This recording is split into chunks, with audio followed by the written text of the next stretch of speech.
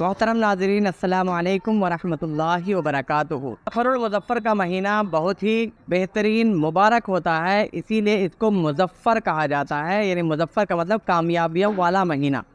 لیکن ہمارے سماج میں کچھ لوگوں نے زمانے جاہلیت سے ہی یہ بات آئی ہے کہ اس کو منحوس کہا جاتا ہے، جبکہ اس کا نام ہے سفر المظفر، یعنی کامیابی والا مہینہ۔ سفر کا مہینہ تو اچھا ہے، لیکن اس کے 13 تاریخ کو، 13 دنوں کو خاص طور سے بہت ہی خطرناک مانا جاتا ہے، اور کہا جاتا ہے اس کو 13 تیزی، یعنی ان 13 دنوں میں بہت سے نقصانات ہو سکتے ہیں، ایکسیڈنٹ ہو سکتا ہے، اور طرح طرح کے خرابات جو بھی برا ہو سکتا ہے۔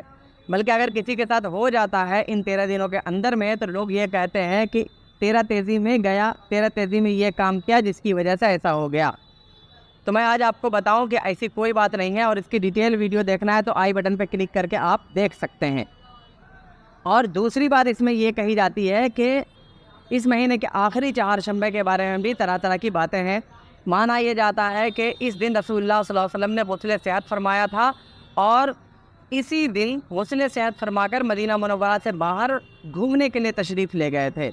جبکہ اگر ہم اس کو کھنگال کر کے دیکھتے ہیں، احادیث کی کتابوں میں دیکھتے ہیں، تو وہاں پر واقعہ کچھ اور نظر آتا ہے۔ وہاں یہ نظر آتا ہے کہ رسول اللہ صلی اللہ تعالیٰ علیہ وسلم نے اس دن غسل صحت نہیں فرمایا تھا، بلکہ سفر مہینے کے آخری چہارشنبے کو رسول اللہ صلی اللہ علیہ وسلم کی بیماری اور بڑھ گئی تھی، اور رسول اللہ صلی اللہ علیہ وسلم پر بیماری نے شدت اختیار کر لی تھی، بیماری اور غالب آ گئی تھی۔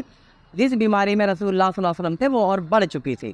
تو معاملہ یہ تھا کہ بیماری بڑی تھی، لیکن ہمارے سامنے یہ پیش کیا جاتا ہے کہ بیماری میں افاقہ ہوا تھا، اور آپ صلی اللہ تعالیٰ علیہ وسلم نے غسل صحت فرمایا تھا، یعنی کہ صحت پانے کے بعد جو غسل کیا جاتا ہے اس کو کہا جاتا ہے غسل صحت۔ اور ان دنوں میں بہت سے لوگ طرح طرح کی رسمیں کرتے ہیں، پوڑیاں بناتے ہیں، طرح طرح کے کام کرتے ہیں، پکنک منانے کے لیے لوگ جاتے ہیں۔ تو ایسی کوئی بات نہیں ہے۔ ہاں، بس ایک چیز یہ کہنا چاہتے ہیں کہ اس دن میں اگر کچھ عمل کیا جاتا ہے، کچھ تعویذ وغیرہ ایسی دی جاتی ہے جس سے کہ بہت سے لوگ ایسی تعویذ دیتے ہیں کہ بواسیر والوں کا بھی علاج ہوتا ہے، ولادت آسانی سے ہو، اس چیز کی بھی تعویذ دی جاتی ہے، اور فلیریا وغیرہ کی بھی تعویذ دی جاتی ہے جو کارگر ہوتی ہے۔ اس طرح کی تعویذ بنانے میں کوئی حرج نہیں ہے، بے شک بنائی جا سکتی ہے۔